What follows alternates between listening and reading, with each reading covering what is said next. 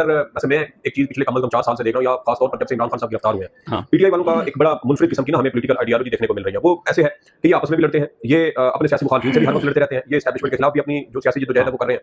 लेकिन ये जिस कंडीशन में भी हो, जिस हालत में भी हो, ये आपस में लड़े, सियासी जमातों से लड़ रहे हो या एस्टैब्लिशमेंट के खिलाफ लड़ रहे हो, जो मर्जी कर रहे हो, लेकिन ये होते इमरान खान के बयानिए के ऊपर ही है। यानी बात हमेशा वो इमरान खान के इर्द गिर्द ही घूमती रहती है। इवन इनके आपस में भी इख्तिलाफ जैसे पिछले कुछ दिनों से चल रहे थे, सोहेल अफरीदी ग्रुप और गंडा कपूर ग्रुप, अब उसमें दोनों में इख्तिलाफ है। तो किस बात पे इख्तिलाफ है कि इमरान खान की बात के ऊपर कौन अमल कर रहा है और कौन अमल नहीं कर रहा। तो वो बयानिया जो है ना दरमियान में, जो एक इनके वो क्या कहना चाहिए कि वो फोर्स होती है कशिश वाली इन तमाम के दरमियान, सेंटर ऑफ ग्रेविटी जिसको आप कह सकते हैं, वो क्या है? वो है इमरान खान साहब का बयानिया। एक कहेगा कि मैं इमरान खान के बयानिए के ऊपर अच्छी तरह अमल कर रहा हूं, तुम नहीं कर रहे हो, दूसरा कहेगा नहीं मैं कर रहा हूं, तुम नहीं कर रहे हो। तो चीज हमेशा वही इमरान खान का बयानिया ही घूम करके वही आता है। ये अब इनकी खूबी कहें, खामी कहें, इनके आपस के इख्तिलाफात कहें, या जो मर्जी कहें, कि ये चीज वही इनके अंदर वाइब्रेट करती रहती है। और देखिए कि इमरान खान साहब ने पिछले 4 साल से अपना बयानिया इस मुल्क के अंदर उसी तरह ना सिर्फ कायम रखा बल्कि उसको बढ़ाया है। 9 अप्रैल 2022 की रात इमरान खान की मकबूलियत अवाम में इतनी नहीं थी जितनी मकबूलियत आज है। 2023 जनवरी 2023 में एक सर्वे हुआ जिसके मुताबिक इमरान खान साहब की जो मकबूलियत है वो तकरीबन कोई 60% पर थी।